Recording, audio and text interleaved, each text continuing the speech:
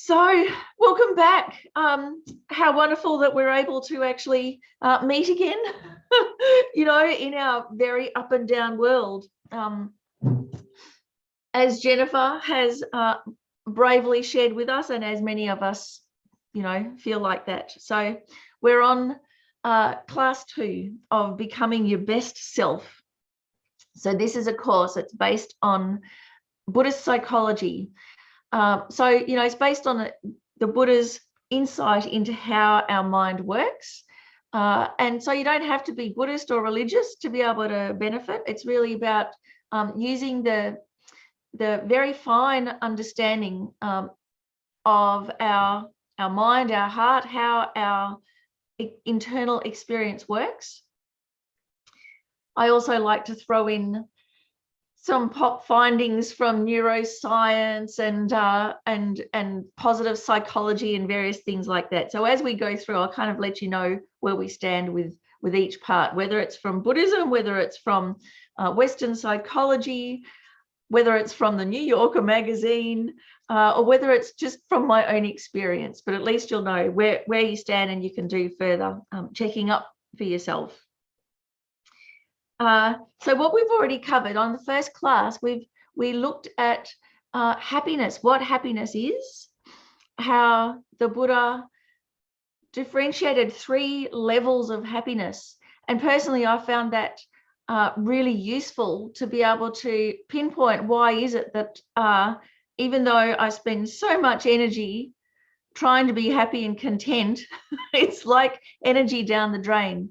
And when we look at those 3 levels of happiness, you can kind of see how we mostly spend our time on contentment to do with what's coming into through our senses, feeling comfortable, not being hungry or hot or cold, trying to get enough sleep, being entertained.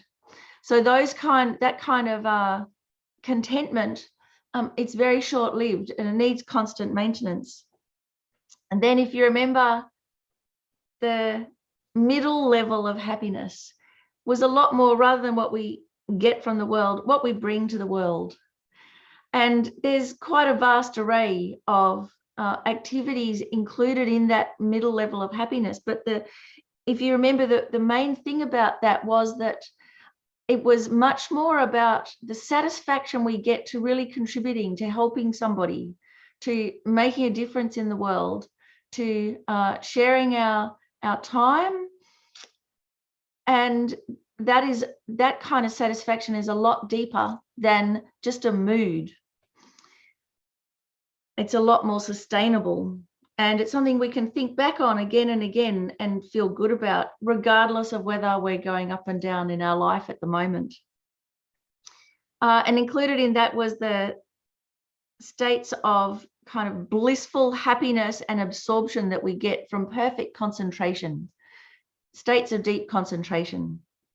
But of course, all of these states of happiness are limited because they must come to an end at some stage. It's not a continuous thing. So from a Buddhist point of view, there's a much more subtle way that we can look at happiness, which was called the happiness that comes from the stages of enlightenment. So as we grow and develop as human beings, the kind of realizations that we have are that kind of satisfaction comes from within and is not circumstantial. It can't be taken away from us. But of course, we may be quite distracted from that because of our immediate concerns. So part of the homework or the reflection from last week was to do a happiness journal, just to start turning our mind towards trying to recognize what are the positive elements in our life. Because most of the time, if we're involved in trying to adjust our levels of comfort, we may be focusing on the negatives, and it's quite difficult to focus on the positive things. So what I wanted to ask you, just before we kind of get started with today's class, did anyone have questions from last week? And more importantly, did anyone do the reflection sheets or the happiness journal, and how did it go? So I've got my gallery view up. If you've got anything you'd like to share, please wave at me and let me know. Did anyone have a go at the happiness journal, at trying to recognize? Jennifer's nodding. Tell us, how did you go, Jennifer? Okay, to be honest, I'm not a person that is usually a happy person. So, I mean, I'm not necessarily a negative person, but I've never really been overjoyed about anything or super happy about anything. So it was a little challenging for me, but I focused on the small stuff. Having a clean and quiet place to live makes me happy. That I have savings and stable for the moment makes me happy. Mm-hmm. Having a few new friends that I can walk around with and stuff, even though they're brand new friends, having some people around who are actually, some of them are in a worse position than I am, so I get to listen to them. And that does help, because it's not just all about me anymore, and I get to support somebody else. And I had a medical diagnosis that I reversed recently, so I feel pretty good about that. So I'm happy about that. And that was about all I could come up with at the moment. That's really good, Jennifer, and I'm very glad that you said that you're not necessarily like a happy-go-lucky kind of person, because me too. Yeah. You know, I've actually found through my life that there's very little that moves me, and I've been searching for something that rocks my world, you know, and I've searched in a whole lot of nightclubs and in a whole lot of bottles of vodka. I did that, but it just didn't do it. And actually, that's really lucky. That's like that is a really good sign, Jennifer, because of course we're not happy if we're in samsara. Yeah. So it just means that you're not sucked in, you know, you haven't got the emperor's new clothes thing happening. No. And as we go through today, hopefully some things will be relevant for you. I'm really hoping so. So thank you very much. Thank you. Who else had a go at the happiness journal? Anybody else? Wave at me. Oh, come on, who's going to share? One other person. Oh, Charlene, go for it. Well, I was thinking, actually, there's more things that make me happy than not. But just like the basics, feeding my cat, feeding the birds, watering my flowers, and the same sort of thing. I'm happy I have a roof over my head. I have plenty to eat. So I was just doing the surface. Yeah. Pretty much. Yeah, but it's different when you look at it, isn't it? Than just kind of taking it for granted and having that, you know, feeling like, well, yeah, that's how things should be. If you look at it and even though they're small things, they have a big effect on us. So feeling lucky about it. Grateful. Yeah, it changes things, doesn't it? Uh-huh. Yep, fantastic. Who else? Anybody else? How did you go? Everyone else is too shy. Oh, Alexis, how did you go? I've done those grateful journals for a while, so that was fine. I often find that when you do those journals, it sets your motivation for the rest of the day. It just kind of like creates a really nice start of the day.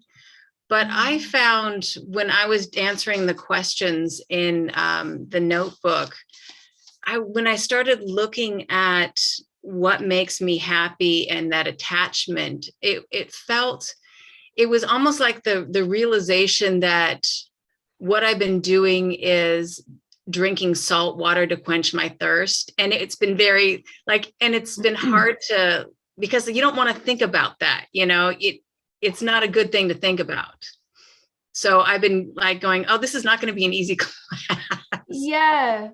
And I'm glad you said that too, Alexis, because that's what we'll look at today, because it's how we look at those experiences that really determines whether they enhance our life or whether we become very clingy and uncertain about them. So we will touch on that with the salt water. So what I might do actually is get the screen share up for what we're going to be doing today. So we're having a look today at what are called the 8 worldly concerns, and they are the kind of concerns that distract us from happiness, that distract us from what really matters to us, and they creep in. I kind of feel it's like they actually corrupt our best intentions. And if we can identify them, then we can do something about them.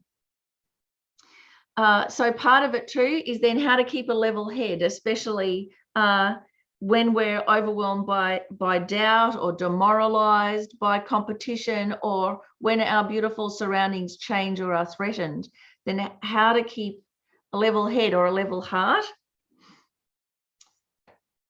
We'll spend a little bit of time also the power of setting our motivation, of what kind of intention we have and how to tell what our intentions are.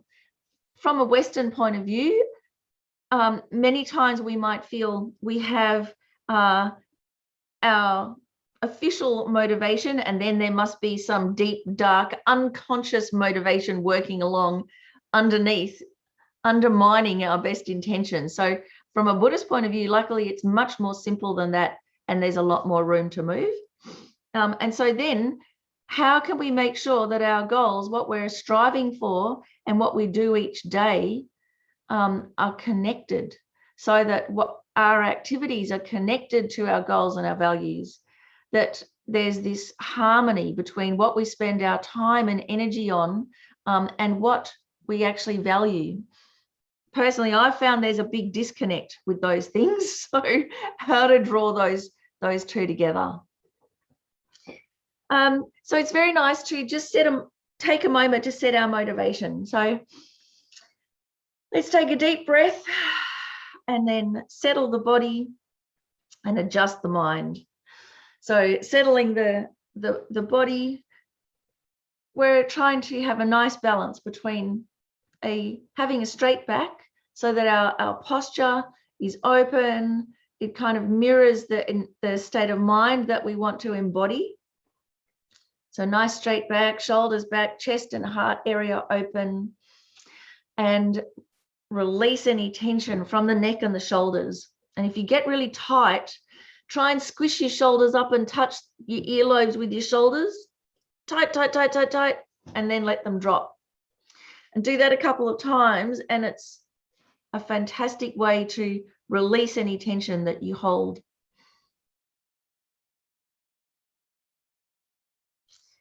And then just focusing on the breath for a moment, becoming present in the room.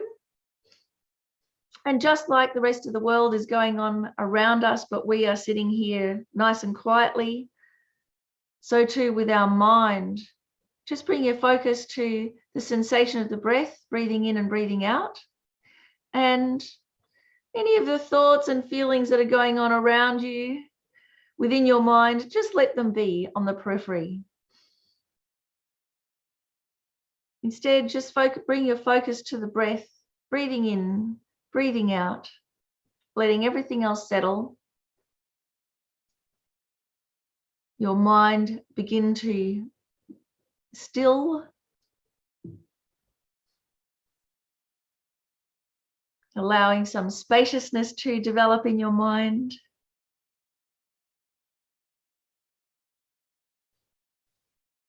And then thinking, why are we here? Of course, we're here because instinctually we all want happiness. We don't want any problems. That's a no-brainer. But we can adjust our motivation to make it deeper and more long-term.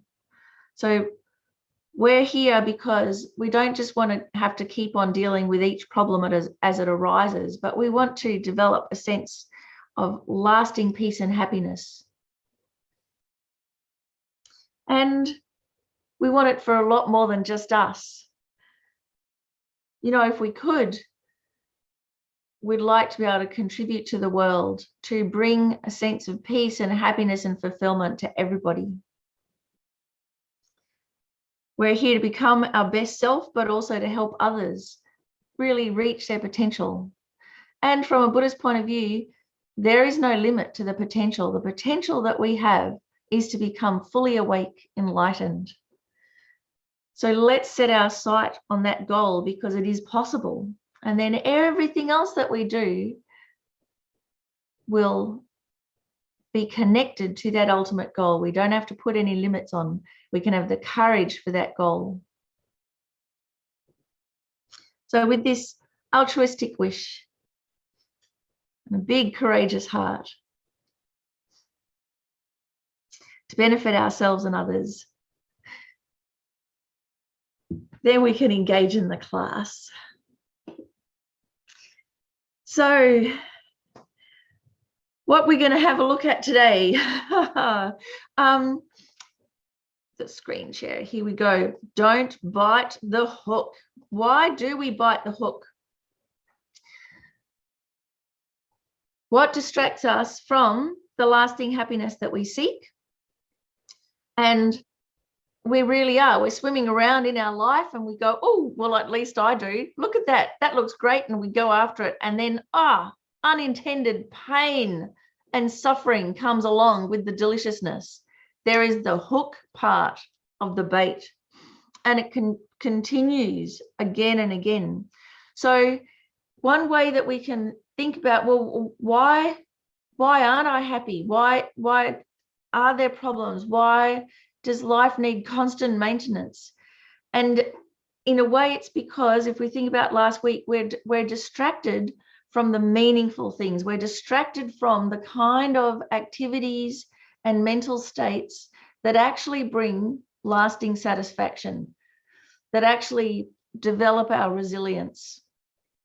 We kind of slide off those deeper goals that are really satisfying, even in the ups and downs of life, and just get distracted by the bait on the hook again and again. So why? And from a Buddhist psychology point of view, it's because we have a preoccupation with worldly matters. And so worldly, it's not a judgment of being bad, but worldly means of the world, unstable, unpredictable, unreliable. So those kind of things, the worldly concerns, mean that we lose sight of what really matters to us, because that's not kind of what's in front of our eyeballs. And as we know, and with the very large wake-up call with the big C's, climate and COVID, the world is unstable, it's unreliable. Even before that, with the great financial crisis that happened, before that, there used to be a saying, safe as houses. You remember that? Safe as houses. And now no one says that anymore, do they? Because things that we think are safe and reliable, because we want to rely on them, they're actually not. So the problem isn't in the houses. The problem isn't in the money. The problem is in thinking that they're safe when they go up and down, they're unreliable. And if we put our faith and our trust in those things, then we too will go up and down. So why do we put our trust or faith in these things? Why do we get sucked in? Why do we bite the hook? Because of this thing called cognitive fusion. In fact, we are enslaved by cognitive fusion, completely dominated. So what is cognitive fusion? It's where we instinctively judge the worth of our experience by a momentary emotional sensation. So if something feels bad, we don't want it. If something feels good, we think it is good. It's good for us. And then we want more. So just think, for instance, of vodka. You know, 1 glass of champagne or 1 glass of vodka feels good. Ah, great. So therefore 2 is going to be twice as good. 3, in fact, a whole caseload is going to be awesome. And how many times did I run that experiment? And how many times did I wake up going, oh, no, not again? So why does this happen to someone who I think I'm fairly intelligent and smart? Why did this happen again and again and again and again? Because of cognitive fusion. So this is not an intellectual thing. This is something that we do habitually. If something feels good, it is good. And we are a slave to this unless we can bring some kind of presence of mind to it. So part of the 8 worldly concerns, or these unstable things that we rely on, will see how cognitive fusion plays out. So the 8 worldly concerns are 4 lots of pairs, and the first lot is the most kind of obvious one, where we're seeking pleasurable experiences. We're always seeking comfort. We're always adjusting. You know, if we're sitting here in class, we're always adjusting our seat so that we stay comfortable. We like nice things, you know, chocolate cake, chocolate mud cake, cheesecake, whatever it is, you know, Tim Tams. And at the same time, we're always avoiding pain and discomfort. So how come this is, how come this catches us up? Because when we're just pleased with the pleasant things and we're displeased with the unpleasant things and try and get rid of them, it has unintended consequences. So, for instance, with the vodka, seeking the pleasant, having the cognitive fusion, then thinking therefore more is better. So if you've ever had delicious takeaway food and then gone, I'll just have another helping, and then you have the other helping, and as my friend said the other day, you're full up to pussy's bow. And then it's like, oh, I wish I hadn't had that second helping. Now I feel sick. It's turned into its opposite. And with pain, we seek to avoid the pain. So again, if you've ever like cough mixture, for instance, or Chinese medicine. If anyone's had Chinese medicine, it's like, no. Or if you try and give your kids medicine, it's disgusting because it tastes bad. Everything in you thinks it is bad. It takes a huge effort to recognize tastes disgusting, but it's going to be good for me. Now, there are some ways where we do have a head around it. So if any of you actually do physical exercise, you've got this one covered. You know, some of you actually even go to a gym, maybe pay money to put yourself through pain and torture. So how come you do that is because you've overcome that cognitive fusion and, you know, feels bad, but it's good. You know, so when you feel the burn with the muscles, I've read about this, you know, even though it feels bad in your mind, you're going good because that's evidence that you're growing those muscles. Someone like me, why I don't exercise is because I'm just overwhelmed by that. Feels bad, don't want to do it. And that's as far as it goes. So you get the idea. We also might do things like avoid going to the dentist because we're scared of the dentist. And then, you know, time goes on and then we get an infection, then it can become life-threatening. People still die of toothache in the modern world because of this fear of the dentist. So that's nothing to do with how smart or intelligent you are. That's that cognitive fusion has enslaved us to this total fear, going to the dentist or going to the hospital, and then it backfires on us. Any questions about this so far? So just wave at me if you have a question or put it into the chat. Okay, so far, right. So then the next pair, seeking gain and wanting to avoid loss. So we like to profit, where our interest is piqued. When we see a sale, we think, oh, goody, goody, goody, I'm gonna save money. And then we go and spend all of our money on the sale. Whereas before that, of course, we just had our money and we didn't have all of that useless stuff. So how come this technique works? Because we get sucked in, because we like the idea of gain, of getting more, of having a bargain, and we dislike the idea of loss. So with loss, we will throw good money after bad. We don't like the idea of our stuff deteriorating, of losing our hair, losing our looks, losing our possessions. So this one, always seeking gain or a bargain, liking to profit, and really disliking loss. This is how come all of those email scams work. So I was just saying before to Alexis how I've been subscribing to the New Yorker magazine for years, ever since Venerable Robina introduced me to the New Yorker.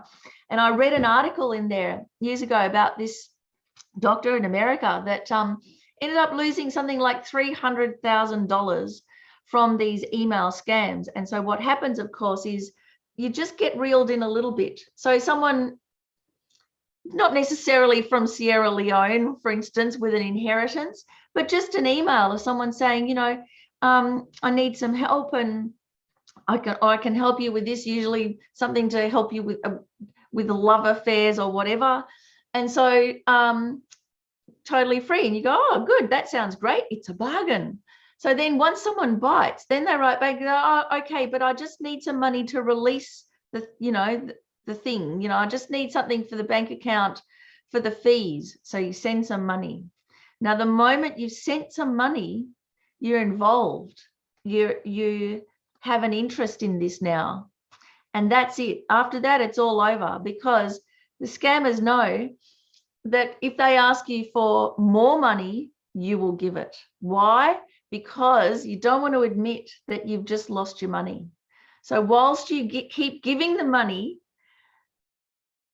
you're believing in the scheme. You're going, oh, okay, so there's another lot of fees I have to pay to release the inheritance or to get the love potion or whatever, or to help the person. Then they go, oh, actually now things have changed, need more. Put another zero on the amount. So the more money that we give, we don't want to lose it. So we keep thinking, oh no, this is a good investment. So this can cascade until you're in for $300,000. And by then, are you going to admit, no, I've been had? No, you're going to go, no, this is legit. So how come this happens? Why do the scammers continuously throw out those emails? Because it works. Why does it work? Because of our attachment to gain and aversion to loss. And if we can actually just go, you know what, that was a bad idea, as they say, cut your losses. But it's very difficult because it goes against our instinctual grasping.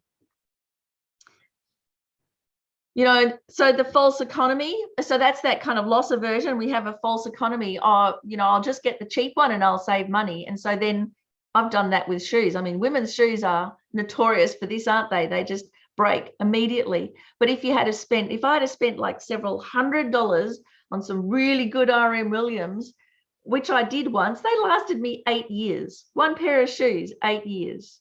But we want to bargain instead. So we end up buying 5 pairs of shoes in 1 year. So you get the idea. And we can be educated about this, but it still grabs us because the effect that the worldly preoccupations have on us is deeper than our intellect. It really goes way, way down. So the next pair, praise and blame, seeking admiration and approval, and really trying to avoid criticism, blame, abuse, slander, being denigrated.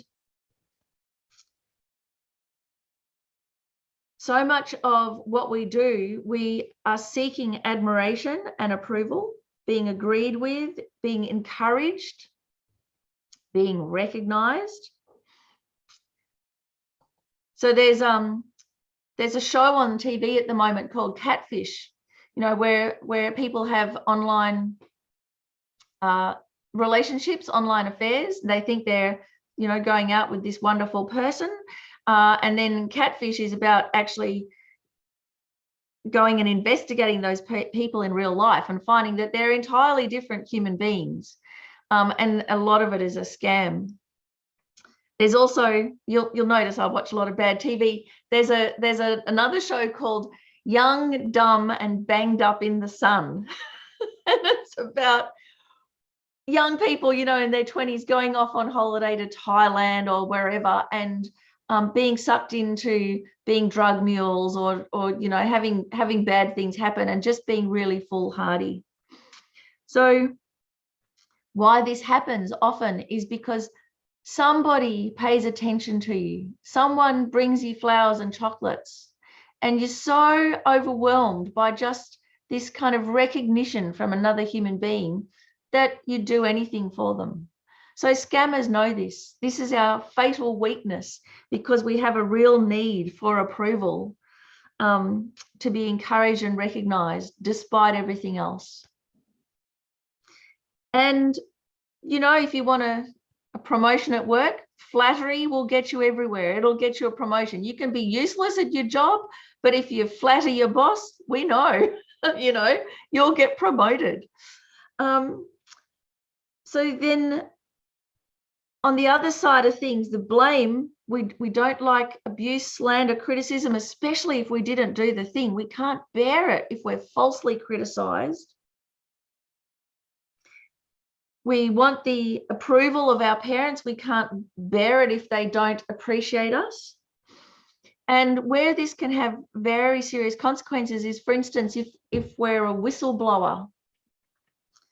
So if you're in a situation at work where you know something dodgy is going on, you're really stuck, as they say, between a rock and a hard place. Because if you're a whistleblower, if you bring that to the attention, even though it'll benefit the company, even though it'll help the people, you know, it'll stop the dodgy activity, being the bringer of bad news means everyone will hate you, which means you'll really suffer. You may not be able to work in that company again. You may not be able to work in that field ever again. It can have really serious financial consequences. It can then therefore ruin your own life, your family's life, your children's life. You know, it's serious business. But at the same time, if we don't say something, if we don't become a whistleblower, then we have to live with our conscience. And that's also as hard, because that eats us up inside. We know it's not right. We know by not saying something, we've contributed to the suffering of others. So being caught like this, of unable to bear blame or criticism, even when it's not true, it enslaves us. We can't make the decision that we want to make. And if we do make the decision, it's also with a lot of regret and angst, and often thinking, I wish I hadn't have actually been a whistleblower. So at least if we know how much we're driven by the need for praise and the aversion of criticism, we'll be able to stick to our guns without regret, even through difficulty.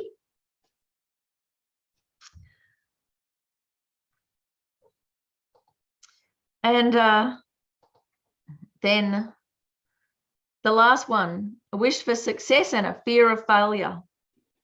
So we have a great need for, you know, fame, status, reputation. So that's that one of keeping up with the Joneses. I think the modern day version of this is status anxiety, always comparing ourselves, wanting to people to have a good image of us, be well known, things go well. And failure, well, isn't fear of failure one of the main reasons that holds us back from trying anything new, from even trying the things that we want to do? It's like, oh no, what if I make a fool of myself? You know, people even don't ask questions because they're scared of what people will think. You know, we have a burning question, too shy to ask. It took me years to be able to ask a question in class. I was terrified of all the classmates and of the teacher thinking I'm an idiot, you know. But yet here I am in a Buddhist center where everyone's trying to become their best self, be a better human being, be really supportive, but too scared.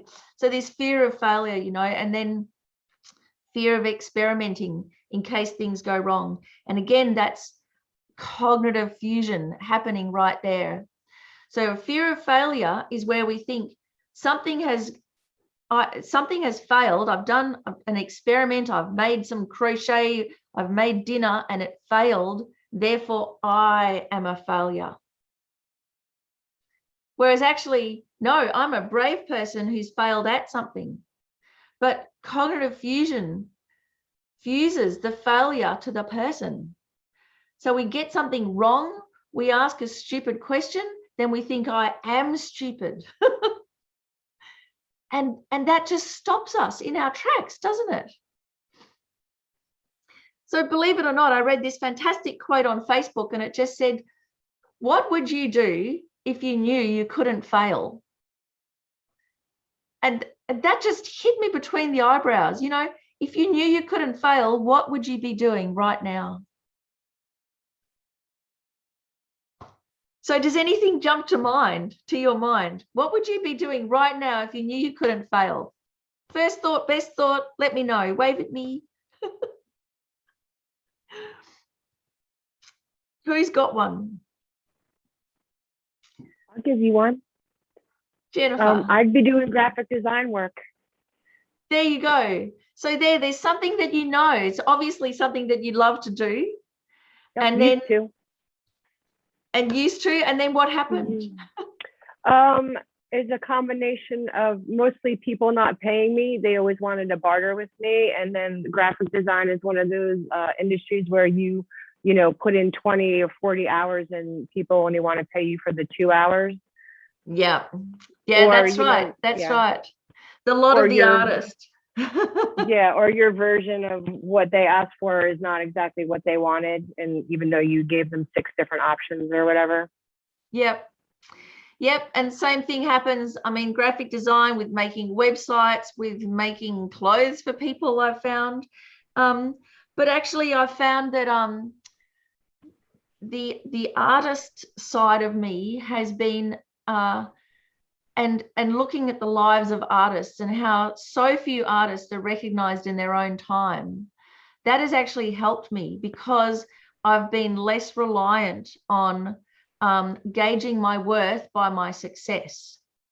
And many artists have that really deep courage that even if something flops at the box office, they know it's a good movie.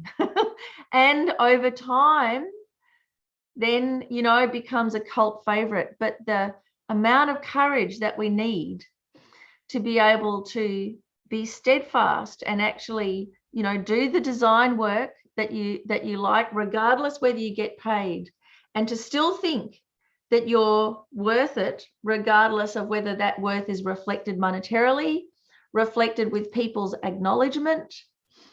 So I found being an artist has actually given me some form of armor, that I do actually have courage. And if people don't like something, it doesn't throw me.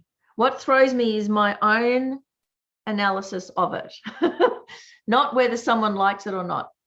Very early, I was free of that, and I've experienced it as a freedom instead of that bondage of what other people think of us. So, if you think of all the amazing inventions of the world, inventors need a big heart, don't they? They need enormous courage and incredible joyous perseverance, because you wouldn't do it if you're down on yourself. You wouldn't keep on going, failure after failure after failure. The only way that you can do that is if you don't if you don't fuse failure with you. If you think failure means now I know one new thing. So I'll tell you another story about success and failure. Again, a story from the New Yorker magazine of some war games exercises that the USA government was doing. You know how you do periodically run this exercise and that exercise, make sure all of your equipment and troops are working as expected. And so, you know, big generals running the war games that happens every 3 or 4 years or whatever it is. And so dividing into two teams, one team, the guerrilla warfare people, the other team, the defenders. And so you're going to have the exercise. Anyway, so the general or whoever it was who was in charge of the guerrilla warfare, well, they went, well, what's guerrilla warfare? We'll start the exercise the night before. We'll start early, like guerrillas do. You know, they have less equipment, less force, less power, got to use more intelligence. So they found all of these these chinks and ways to bend the rules. And over the course of the exercise, of course, the defenders were roundly trounced. That was it. They lost. Anyway, they put all of this together into a report. These are all the weaknesses in our country: land, sea, air, cyber, social networks, all of those things, like all of these areas that we are very aware of: climate, economics, water, all of those things. Anyway, presented them, and it was so embarrassing that they said, we're going to have to run this again because we can't have this result. So they ran it again and got a good result. And then there's the nice report. So there's pride at the expense of the safety of the country. You know, so don't we actually want to know where our weaknesses are? No, way too embarrassing. We can't have that seen. We can't have that get out. And so, of course, the long-term effects of this is disastrous. Now we see cyber attacks everywhere. You know, just one of those things, always behind the 8 ball. So this is in the military. How many billions of dollars of funding? And yeah, so half playing the terrorist invaders, the guerrillas. The general who ran the side of the guerrilla warfare, he was sacked. So there is a large thing of, you know, shoot the messenger, shoot the bringer of bad news. And we know that too. That's also why we kind of are quite quiet. So if we take a moment to reflect on those 8 worldly concerns, and we can see how they dominate us, can't we? So what's the ratio of our life where we are actually living a life true to ourselves? You know, we're designing the things that we love because it sustains us internally. We're calling out bad behavior where we see it, regardless of whether we're criticized in the workplace. Or we're actually getting our health and lifestyle together, regardless of the effort and the discomfort that goes into it. So what's the ratio that we have? Worldly concerns to a deeper, more sustainable way of life. Has it come to mind what your ratio is? Alexis is smiling at me. What's your ratio, Alexis? Well, I was trying to get the, what would be my ratio? I think it happens day to day, that it fluctuates. Like one day you did really good. And so you always have, for me at least, I have like the next day I might fail even more in my mind. So it just kind of fluctuates. Yeah. And actually, that's very true. So there's a reason why it fluctuates from day to day. And the reason is our motivation. Do we set an intention on purpose? Do we direct our intention? Or are we just gallivanting through our life being very reactive to what's happening day to day? That is the key factor to how much we're dominated by these worldly considerations, these unstable considerations or not.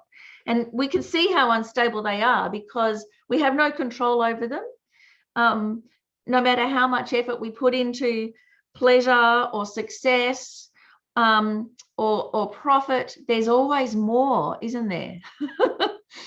It's never enough. And that's that drinking salt water that you mentioned. No matter how much we avoid the discomfort, we get into this false sense of security that while we can avoid the discomfort, we actually think our life is pretty good. And it is only when something comes along that hampers us that we recognize, oh, actually our life isn't very good.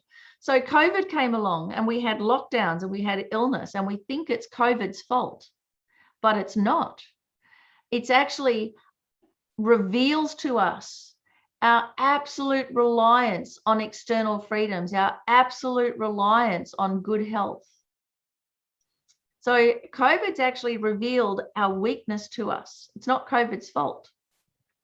There's been things like COVID throughout the centuries over and over and over again.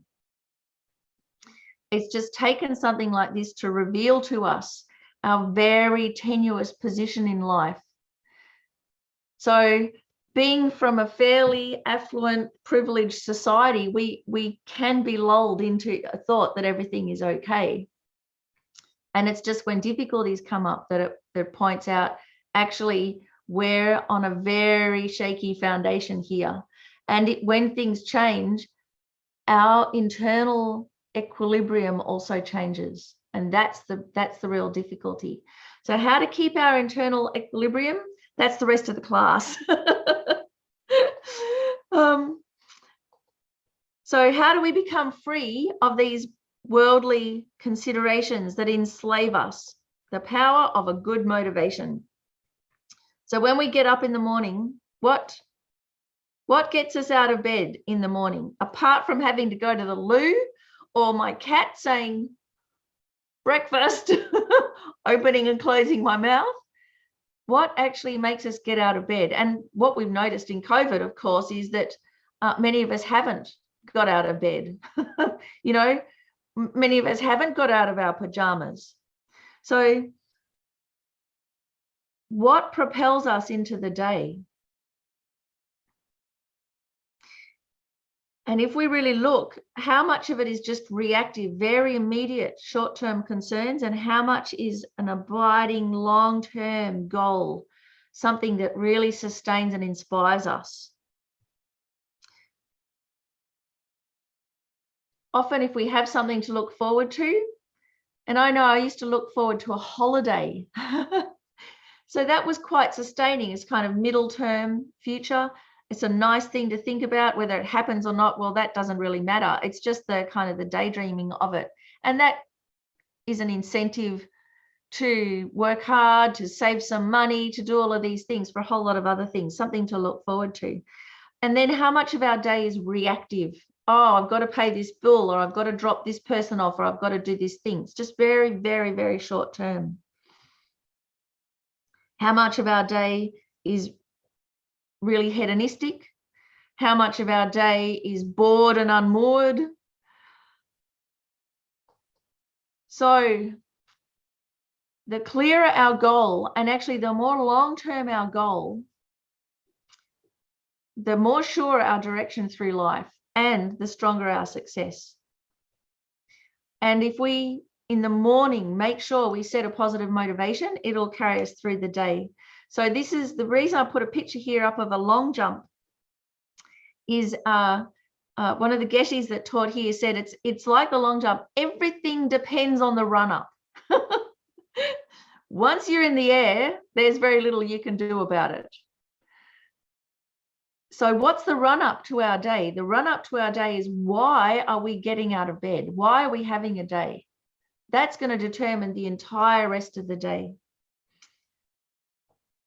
So one way that we can do this is to adjust your motivation. So yeah, fair enough. We might kind of be quite reactive to start with, but then we ask why 3 times.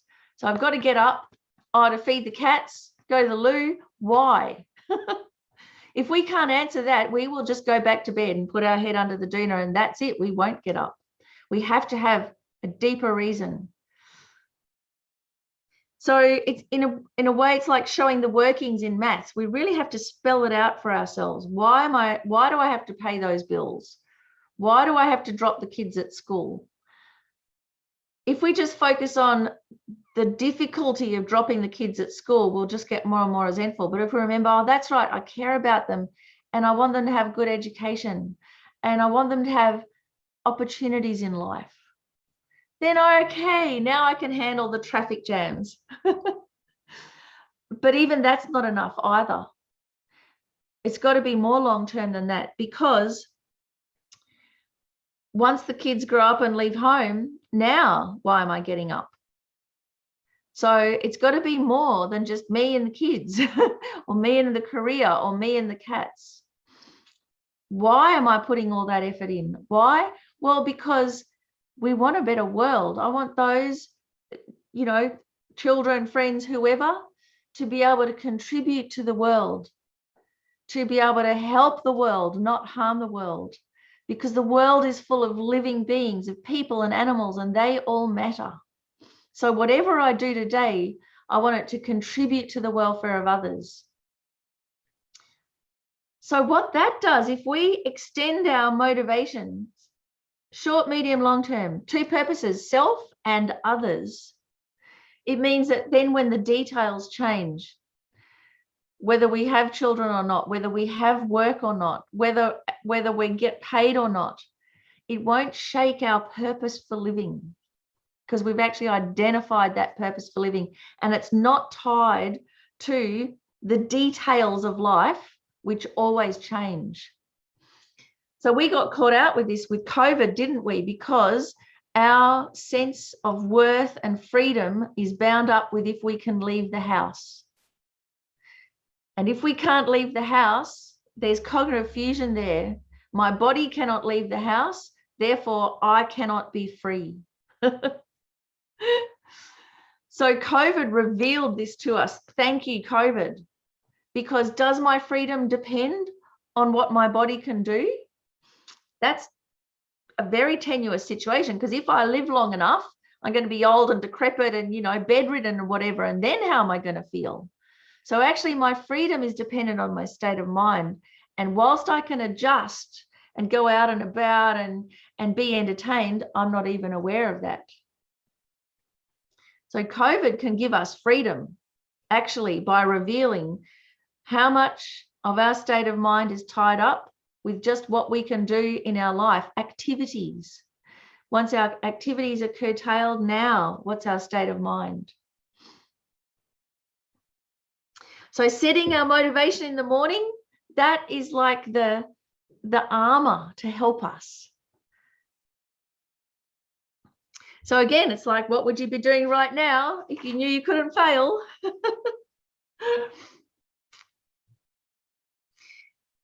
Now let's go into a little bit more of motivation, and then I have something nice and controversial. I always like to throw a controversial thing into the class. So in the motivation, when we're setting our motivation in the morning, there's 2 types. And remember, so there's the causal motivation, so what's driving us, and the momentary, the motivation in the moment, which is quite reactive. So what this shows is it's not what we're doing, but why we're doing it. That's actually what determines how it turns out, whether we're satisfied or not, whether it sustains us. So this causal motivation, I know for a while, one of my students thought, oh, Buddhism's really cool. You can have a casual motivation and you can have a momentary motivation. No, causal. So what drives us, and actually what drives us if we don't bring awareness to it, is all of our unconscious hopes, fears, desires, yearnings, our default motivation is just hedonic happiness. It's just that happiness in from the senses. What drives us causally, if we don't bring awareness to it, is all those worldly concerns. That's the driver. That's our baseline. You know, so we've got what drives us, the approval of our parents. What makes us, you know, be ambitious? It might be the approval of our parents. It might be a great fear. We've got to protect ourselves from poverty no matter what. Or got to beat the competition, you know, feel big and strong. Or a holiday.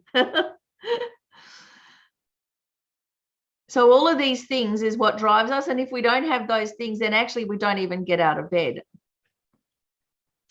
Then that causal motivation flavors everything in the day, how we react to things, the momentary motivation during the day. If we start the day without awareness and we start the day possibly even in a bad mood or being quite depleted emotionally, then as we go through the day, our momentary motivation, how we react in the moment, is going to go downhill. It's going to be quite negative. We'll take things personally. We'll respond in ways that we regret later on. All of that is influenced by the causal motivation. So from a Buddhist point of view, of course, the very best motivation, you guessed it, bodhicitta. To live our life, not just for our sake, but for everybody, for the sake of the planet, the sake of the humans, the sake of the animals, the sake of the people I know and the people I don't know, society. And bodhicitta, actually, it's for not just this one life, but because everyone is a potential Buddha, we've got to help them. It's a tragedy that we're all suffering, and we can help them. And this altruistic intention, it's like the incredible armor. It keeps us nice. It keeps us being good people without having to put this huge effort into trying to be a good person. So this altruistic intention, it's just dynamite. It's like it's a global intention. The non-religious intentions that drive us, you know, looking after our family is a really big one. And there is altruism in that. And so that's why it's quite a deep thing. And we can go through a whole lot of difficulties with a glad heart when we're doing it for others. Contributing to society, giving back to society, paying it forward. When someone showed us great kindness in the past, and then, you know, the rest of our life can be towards paying that forward to you know, many people are saved from some kind of terrible accident when they're a kid, and they go, I'm gonna grow up and be a doctor because this is amazing. So there are many kind of non-religious motivations, and the minimum that we should have is, today I'm going to try and benefit whenever I can, and at the very least I will not harm. So if you've got this on a little card by your bedside table and you just read it out. So you've got body, speech, and mind happening every morning. Today, whenever possible, I'm going to try and benefit. And at the very least, I will not harm. Harm minimization counts as much as being able to help others. If everybody just did harm minimization, the world would be a calm, peaceful place. Don't underestimate it. Just because you can't see it, ta-da, I did this. The fact that you don't retaliate, that you don't harm others, contributes to world peace. So it's a big thing. And whenever you can, have the intention to benefit, whether you can or not, that doesn't matter so much. What matters is being ready to benefit others. So this will set the intention for the whole rest of the day. I have a little thing to read from Lama Yeshe, this great book, Wisdom Energy, Lama Yeshe and Lama Zopa Rinpoche, Basic Buddhist Teachings. So Lama Yeshe has a great way of putting things. I'll just share with you. How do you start the day with Dharma wisdom? Instead of following your ego's instinctive call for coffee, wake up carefully. alert to your internal feelings and state of mind. Then establish the motivation that will take you through the rest of the day. What is the purpose of being alive today? It must be something more important than drinking coffee. To live merely a coffee existence is not worthwhile. It's far better to dedicate this day to the development of bodhicitta, leading to the peaceful path of liberation and full awakening for the benefit of all sentient beings. That's it. That's your motivation. Then you make the strong determination from this moment on until I go to sleep. I shall stay aware of every action of my body, speech, and mind. And this way I'll maintain control, creating for myself a peaceful internal environment. So then as you go through the day, you won't have to remind yourself, oh, what am I doing here? I'm trying to be a good person. You're already going off in that direction. Everything is flavored by that. And so you'll have more energy. Because if we don't set our motivation in the morning, what happens is we have to keep on trying to bring it to mind in the heat of the moment. It takes a huge amount of effort. So just setting it on purpose in the morning, that's what propels us. That's the run up to the long jump. Then the rest, we're just flying, flying through the air.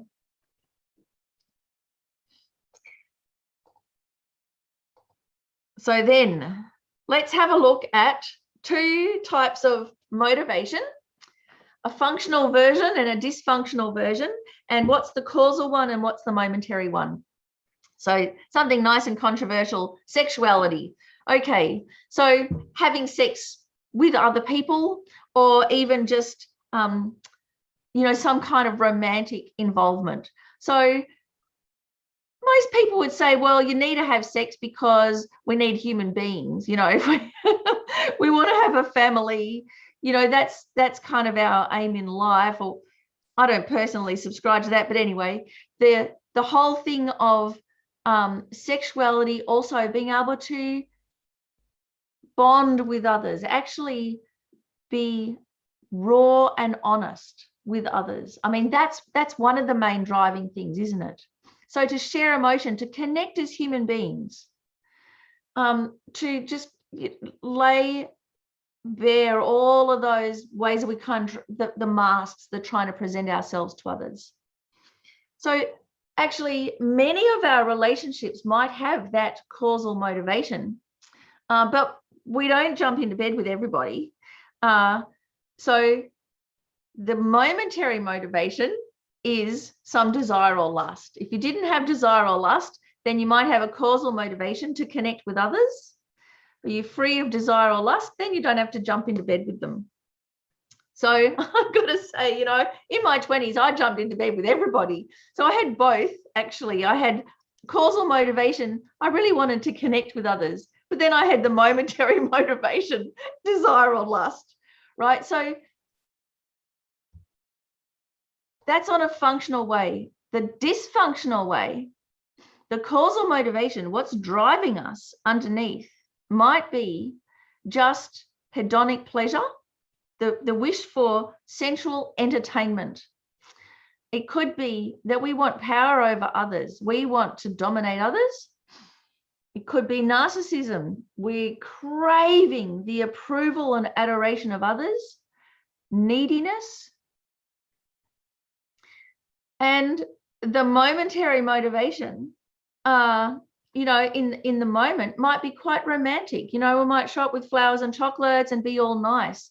But if what's driving us underneath is this quite egocentric need, this ego grasping need, the momentary motivation will wear off. The chocolates and flowers will wear off. So this is where it can get quite tricky, that if you find, and I have gone through parts of my life where I've had like serial relationships, 3 months and it's done, it finishes over and over again. So why is that? Because what's driving it isn't this actual genuine, authentic human need to connect with another person and be honest, be courageous. What's driving it is all of these egocentric neediness, narcissism. And so then it just goes through this process of being, you know, all nice and lovely and romantic and everything looks great, but it wears off again and again. And, you know, on the functional side of things, from a Buddhist point of view, you never have to give up this wish to connect with others. You just give up the bit that complicates it, which is the momentary desire or lust. But often in our head, when we hear renunciation, for instance, we think, oh, I have to give up fun. I have to give up everything that I'm passionate about. But no, that's not true. So, I mean, you can have a sexual relationship with somebody and it's great sex, but then afterwards you can feel really alone and alienated. You know, you just get out of bed and it's like, see you later.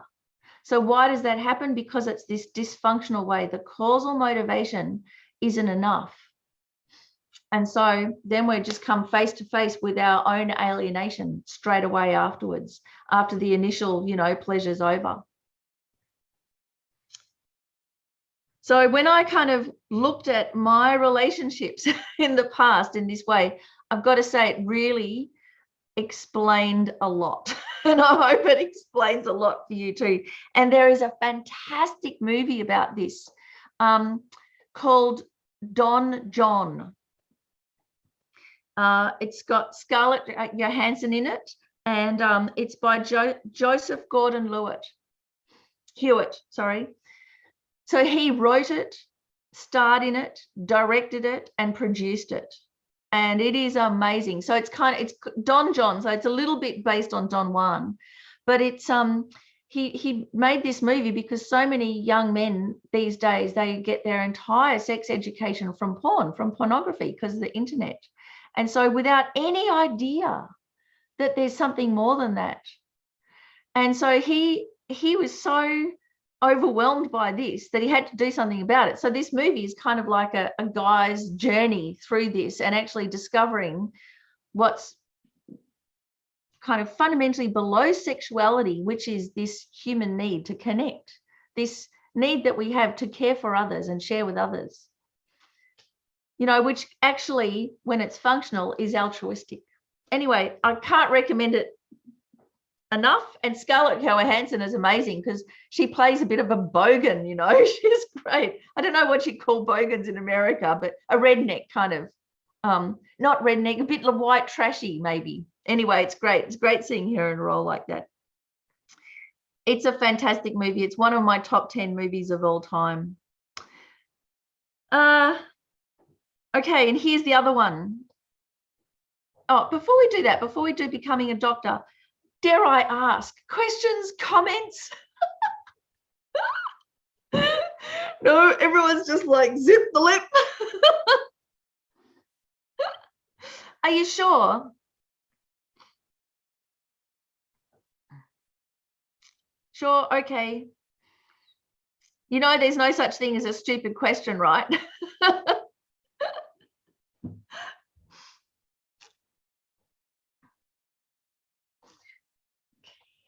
So then the next one. So becoming a doctor. Here's another one.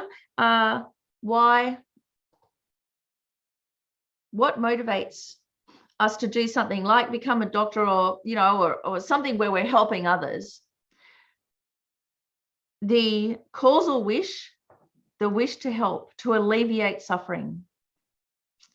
Becoming a doctor or ambulance driver or whatever it is, you know, first responder, all of those things. There's a teacher, the wish to help others. That's the functional reason. And then the momentary one is, oh, I've got to get through this semester of study. I've got to get through this class of statistics. I've got to pass the exams. So learning statistics is very divorced from saving someone's life. And if you can't remember that causal wish, why am I doing this again? Oh, that's right, to help others. You'll just quit at the semester on statistics. You'll go, oh, I'm done, you know, become a dropout. So from a Buddhist point of view, also, you know, with the bodhicitta motivation, we have this wish to be able to help others now and all the way into the future, become completely free of all problems and their causes and reach their full potential, enlightenment. So that's the causal motivation. That's deep and sustaining. And then that's what makes the momentary one. Therefore, I'm going to sit and do my meditation practice. Therefore, I'm going to do my study. And someone might go, well, you know, what are these Buddhists doing? All that navel gazing, all they do is sit. They're not going out there and helping anybody. But that's like the equivalent of doing however many, 15 years of study to become a doctor or to specialize in something. So there's quite a difference between the causal motivation and the momentary. And if we forget why we're doing it, we will drop out. We'll drop out of our studies. We will drop out of our meditation. We'll fall off the wagon of our meditation. And how many times have I done that? I go through a bit of time where for a year or so, I'll do meditation every single day. And then I'll fall off the wagon, and then I'll blink and it's 2 years later and go, oh my God, what happened? So it's because we lose sight of that real causal motivation. It's got to be big and strong. But as we know with some doctors, if the underlying reason is status or money or, you're smart, so go and become a doctor, as if those two things go together, or doctors earn heaps of money, which they don't necessarily, but, want the money, let's go into plastic surgery, and make $1 million. So if that's the motivation, or you just wanted to be an artist, you wanted to be a graphic designer, but your parents pushed you into it. They're worried about your monetary security, so they push you into it and you do it to please your parents. So that kind of driver, that causal motivation, means that it corrupts what we're doing. So the momentary motivation, everything might seem fine on the surface. You might be fair enough doctor or whatever, but the moment someone questions your diagnosis, you get all up in arms. How very dare you? So I've been to doctors where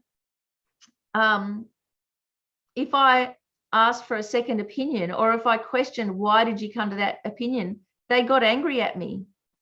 And I have a friend who had a really severe cancer on her face and had to have half of her nose removed and part of her lip. And she was in with the surgeon one day and asked, well, why do you have to do this operation like this? And he started yelling at her, how dare you question my authority? I'm the best surgeon on the Gold Coast. Get out of my surgery. And she's like, I got thrown out of the surgery. So why does this happen? Because what's the causal motivation? It bleeds through. The causal motivation is a desire for status and power. It's not to help others.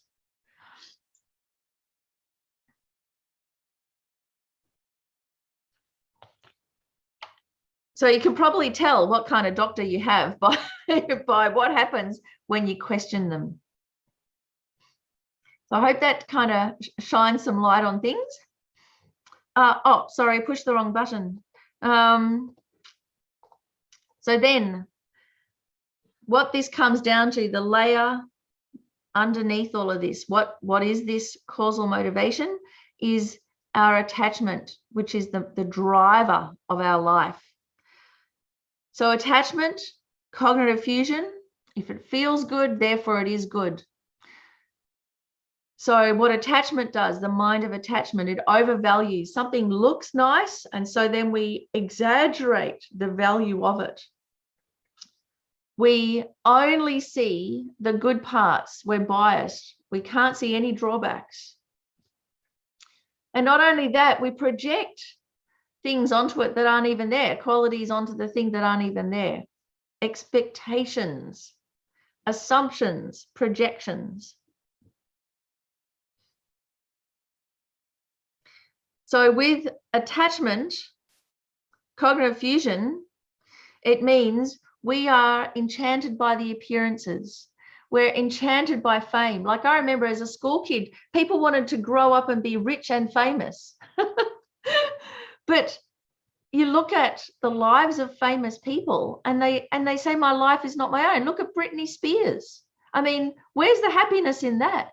And yet we have this idea, oh, rich and famous is a good thing. Because at first it looks enchanting, it looks alluring. Then I think of someone like Tom Waits, you know, what a fantastic singer, what an amazing artist. No one recognizes him when he walks down the road. So, you know, he's got both. He has anonymity. You know, that's actually, I want to grow up and be anonymous. Cognitive fusion also, we conflate people with their behavior. So if people act nice, if people act kind, then we think they are 100% nice and 100% kind. We conflate people's looks with how they are. So if someone looks good, we think they're a good person. If someone is in a suit, we think they're legit. So cognitive fusion, it catches us out all the time. And what drives it? Attachment, this mind of attachment. That's the afflictive mind that drives it. And as we saw last week, it's our attachment to short-term happiness, to adjusting our comfort levels continuously, that actually distracts us from what matters to us, what really matters to us, caring for our family, instead of just pushing them around.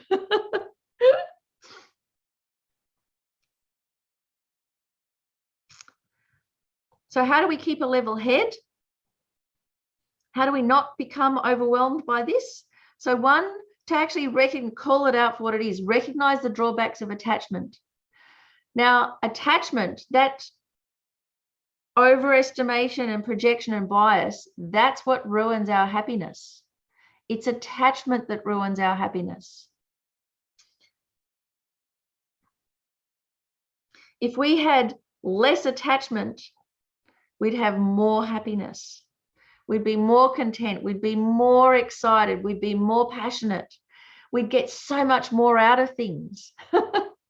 It's our attachment that makes us tight and disappointed and uncertain, eaten up by anxiety. So I'll just put these up on the slide. So what we can try and develop is a realistic frame of mind. So a realistic frame of mind is naturally optimistic. Realism isn't about being jaded or bland. If we recognize our potential as human beings, and we recognize how all of those good qualities of kindness and caring for others and wanting to share, they are deeper in our being than the corruptions of the worldly concerns, then we're naturally optimistic. If we release our attachment, our expectations, our wanting the external world to work as we want it to do, then when things change, we'll find the opportunity in the situation, which I'll come back to in a moment. And the other thing, don't sweat the small stuff. Our life is fleeting, so focus on what matters. So, of course, as we know, one thing that's happened with COVID, finding the opportunity in the situation, especially for Dharma centers the world over, there's been this renaissance. Here I am talking to you. How, you know, we had our 5-year plan, and I think in 4 years' time, we were going to try and get our classes online. So we're 4 years early. How amazing is that? And I've read in so many different Buddhist magazines, you know, Zen magazine and the FPMT centers and all over the place, that people that from a distance couldn't come to the center now can come. People that couldn't drive at night now can come. People that couldn't get out of the house now can come. People that are too shy, you know, all of these things, it's just this explosion of Dharma online. His Holiness the Dalai Lama giving initiations online. This is like a world first in human history. So if we have attachment, we're blind to all of that. We can't enjoy it. If we're free of attachment, then we can see the situation anew and we go, well, yeah, there are definite drawbacks to COVID, but there's also this extraordinary opportunity that we can run with and actually make the world a better place. So in our mind, we kind of have this idea, this is good and this is bad. But that's actually not realistic at all. That's just our projections. And it's usually driven by attachment and ignorance. If we can release our attachment, release that bondage of cognitive fusion. So how things first appear to us, we just go, no, it's not necessarily how they are. There's more to the story. And here we are, living proof of that. There's more to the story. So what that means is that things can change. And because things can change for the better. And they can only do so if we release our attachment. So entrepreneurs are very good at this. Where everyone else sees a disaster, an entrepreneur will just jump right in there and find the money-making opportunity. But of course, what drives many entrepreneurs isn't a wish to make the world a better place, but it's just money. So that's why they have to keep on going. But if we have that entrepreneurial spirit, you know, with an altruistic driver underneath instead of attachment, it's a very powerful combination. So that's one thing, this being realistic, which is naturally optimistic. The other thing is to not sweat the small stuff. So what that means is actually recognize the impermanence of our life, recognize the instability of those worldly concerns, recognize it for what it is. So instead of just trying to continuously fix the worldly concerns up, recognize we actually don't have control over them. We don't have control how others see us, whether we get the acknowledgement from others that we want or not. We don't have control over that. But we don't have to worry about it because actually those things aren't so important. What matters? What's important to us? You know, it's the welfare of our family. It's the welfare of our planet. It's the education of the younger generation. It's supporting the people like Greta Thunberg and, you know, in whatever way that we can. Whether we're religious or not, you know, it's irrelevant. So how to not sweat the small stuff.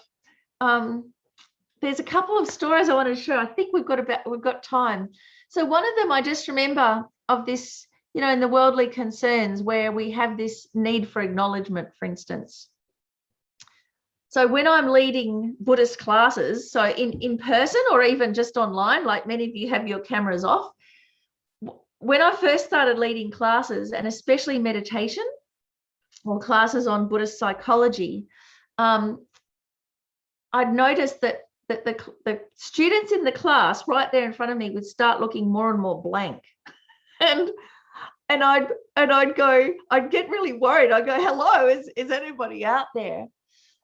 Because I noticed I have this need for people to go, oh, right, you know, to respond, to nod. And also women are socialized that to always give this kind of feedback, you know, la, la, la. But actually what happens in a class like this is as you start thinking about this stuff, you do become more interior and you stop presenting your face to the world and you start looking within.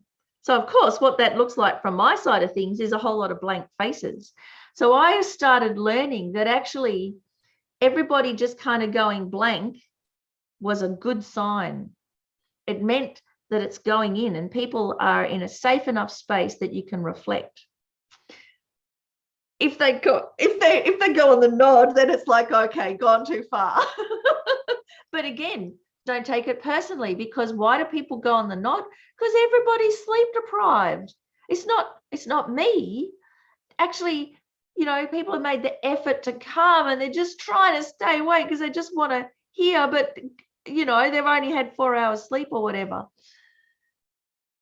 So I really had to apply this thing of release my need for acknowledgement or recognition. That's not the point. And so the way that I could do it was to go, you know, it's not about me anyway, it's about you.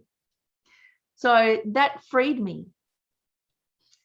And then I watch my own need for acknowledgement go up and down. I just go, oh yeah, whatever, but I don't pay it much importance.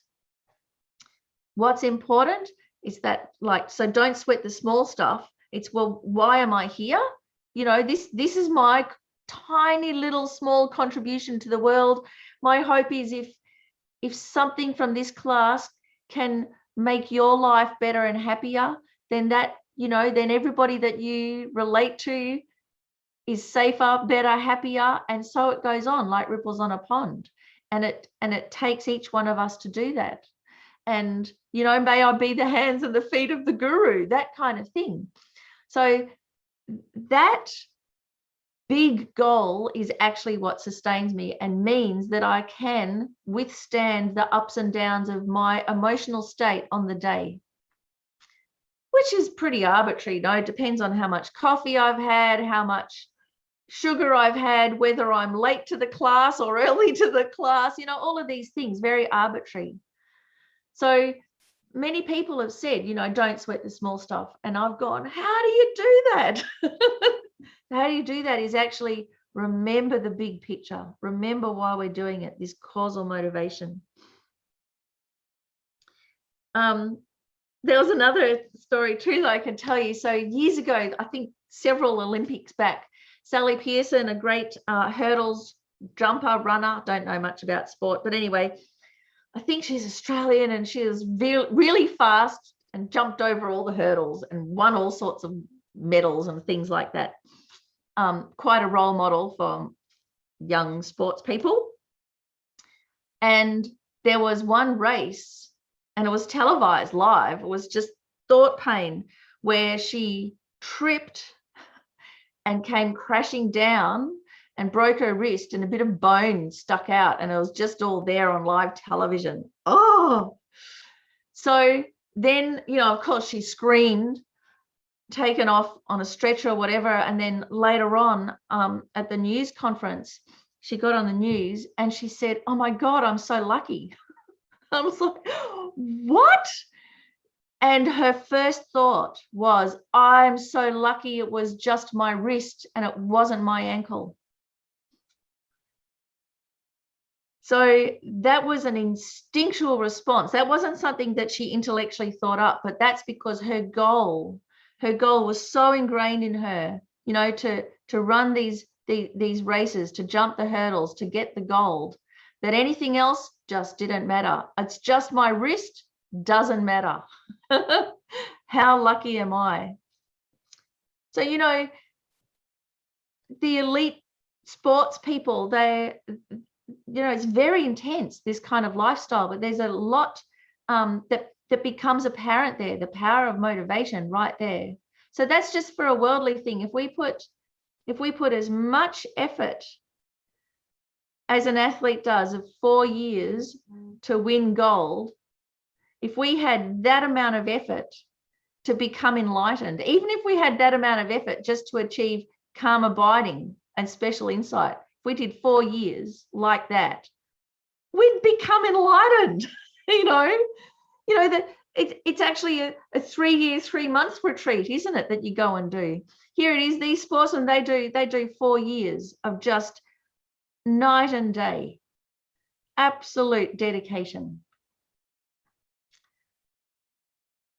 So I think we can take all of the strategies, the coaching, the sports psychology, and we can apply that to our life, our Dharma practice, our reason for living.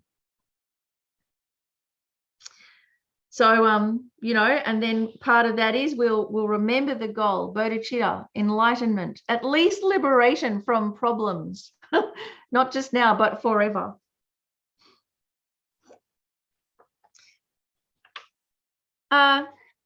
Also, just on that one too, of not sweating the small stuff, I've been watching a lot of the shows of the first responders, ambulance drivers, and paramedics.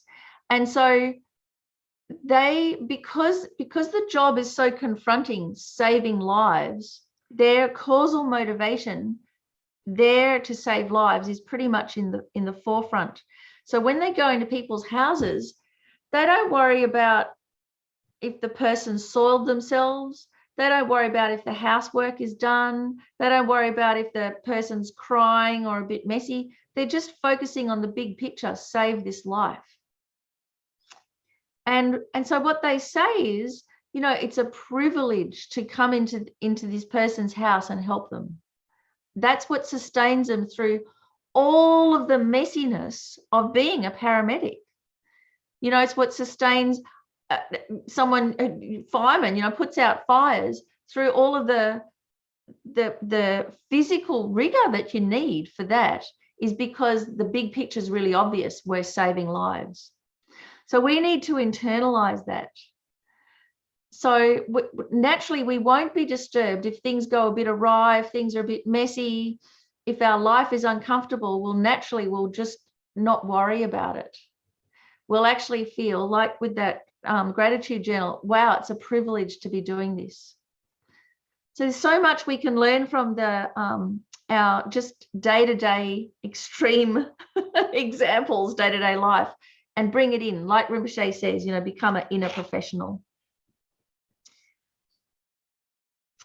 So before we finish up, tell me any other questions or comments, anything at all about this, about attachment, about setting our motivation. Any outstanding questions?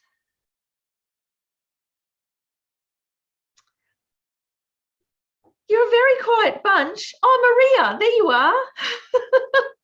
Did you have a question, Maria? No, just saying hello. Okay. So you probably relate to this too, Maria, being a doctor and everything, how to, you know, remember how to sustain it in amongst, you know, people in their extremities, people not at their best.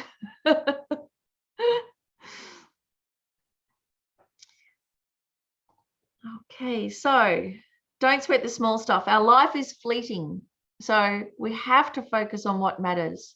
And how we do that, adjusting our motivation in the morning. So in summary, it's our preoccupation with worldly concerns. It distracts us from what matters, and it corrupts our good intentions.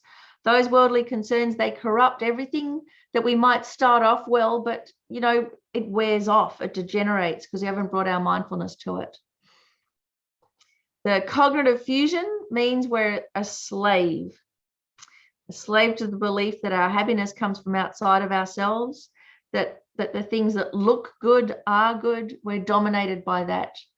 Acknowledgement and praise and flattery, we're so addicted to it. We're so needy of it that we'll accept really bad behavior from others. So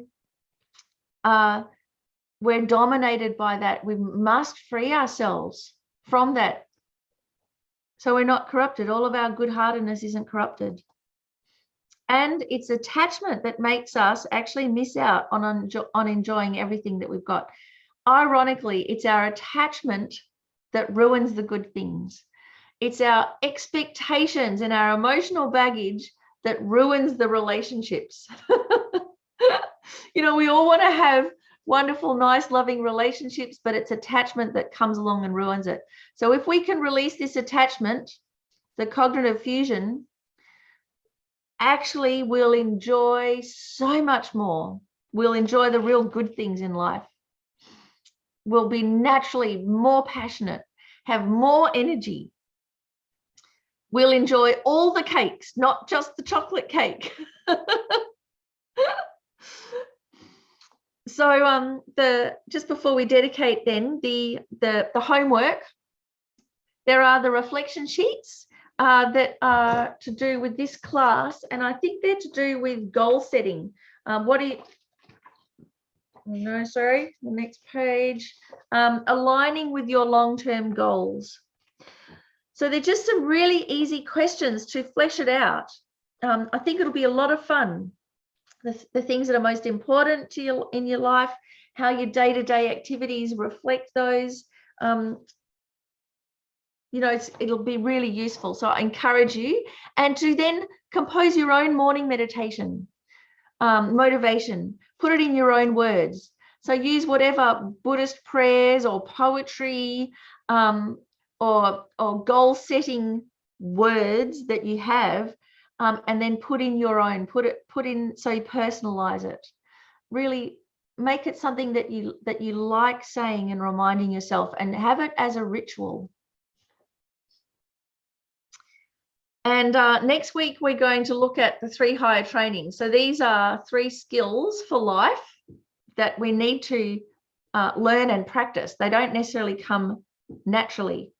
So ethics, concentration, and wisdom. So here I've put 3 higher trainings for total fulfillment. If we can do those, we will have fulfillment in our life. But I also call them the 3 higher trainings for dummies, because, you know, I'm going to just share with you from my dummies point of view, the easy bit. So how to get started on these 3 skills that can lead us all the way to enlightenment, but how to actually get started as a beginner. So as usual, I've gone a little bit over time, so my apologies for that, and really my thanks to you for coming along today, and I hope it's been beneficial for you. Let's dedicate all of our efforts and our good-heartedness, that all the reasons that we came along today, we can strengthen those reasons, that those deep inner altruistic, good-hearted reasons can become stronger and clearer in our mind, that we're never corrupted by those worldly considerations, that we can just put them aside. Yes, they're at play, but that we'll never become dominated by them, and we can overcome them and then help others also, because that's what distracts us from happiness. So then we can help others also to fulfillment and satisfaction that comes from within, all the way to enlightenment. So thank you so much, everybody. Have a wonderful rest of the day or rest of the evening, and I hope to see you next week. Thank you, Miffy. Thank you so much. Thank you, everybody. Thank you, Miffy. Thanks so much, Miffy. That was wonderful. Yes, thank you, Miffy.